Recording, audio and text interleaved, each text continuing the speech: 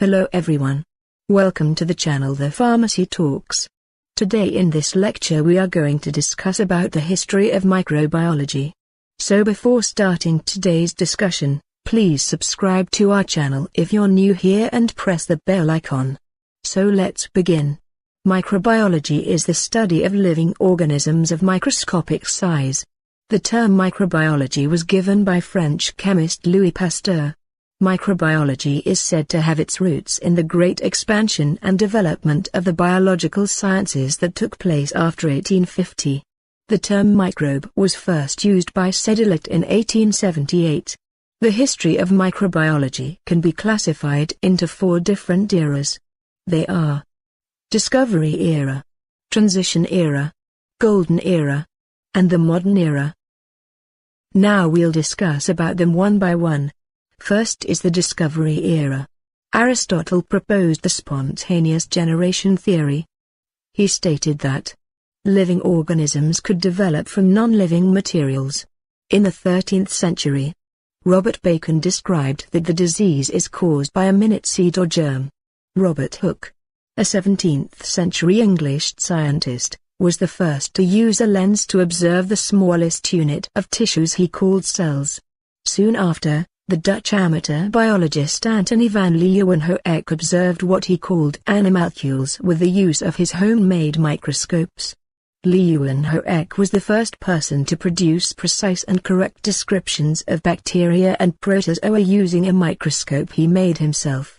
Because of this extraordinary contribution to microbiology, he is considered as the father of microbiology. Leeuwenhoek is also considered to be the father of bacteriology and protozoology. He wrote over 200 letters which were transmitted as a series of letters from 1674 to 1723 to Royal Society in London during a 50 years period. Next is Transition Era. When microorganisms were known to exist, most scientists believed that such simple life forms could surely arise through spontaneous generation. That is to say, life was thought to spring spontaneously from mud and lakes or anywhere with sufficient nutrients. This concept was so compelling that it persisted until late into the 19th century. The main aspects were to solve the controversy over spontaneous generation, which includes experimentations mainly of Francesco Redi, John Needham, and Lazzaro Spallanzani.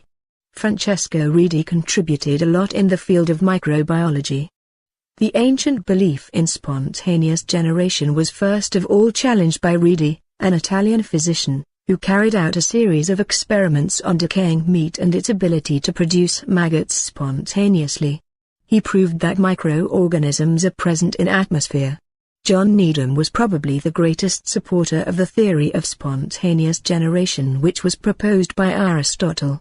He proposed that tiny organisms, or the animalcules, arose spontaneously on his mutton gravy.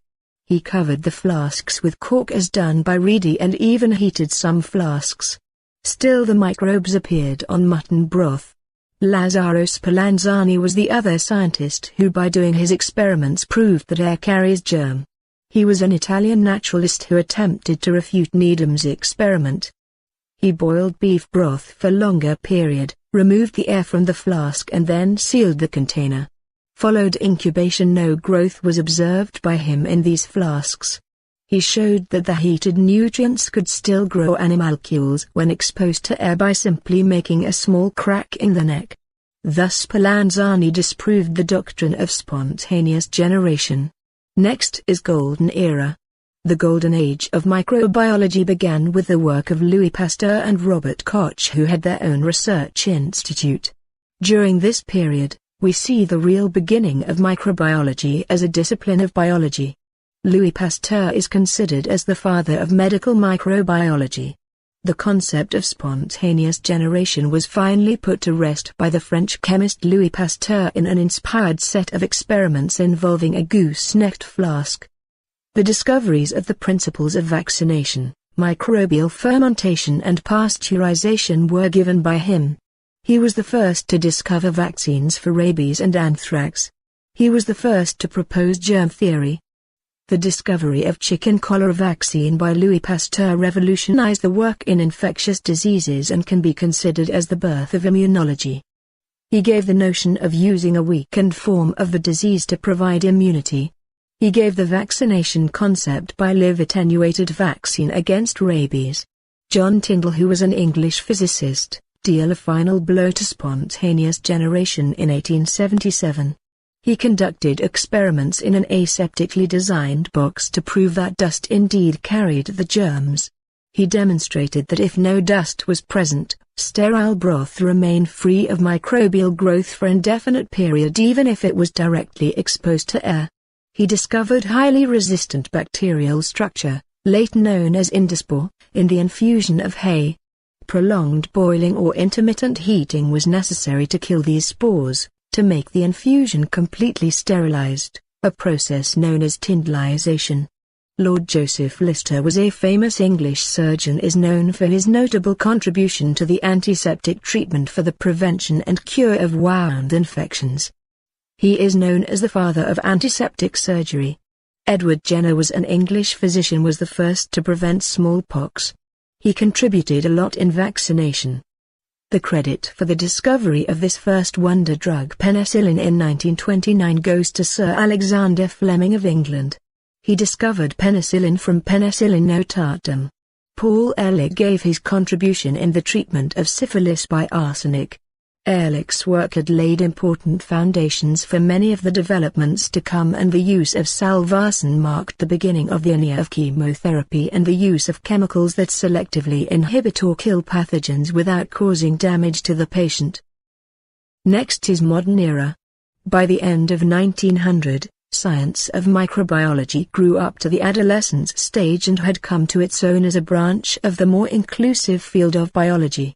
In the later years, the microorganisms were picked up as ideal tools to study various life processes, and thus an independent discipline of microbiology, molecular biology, was born.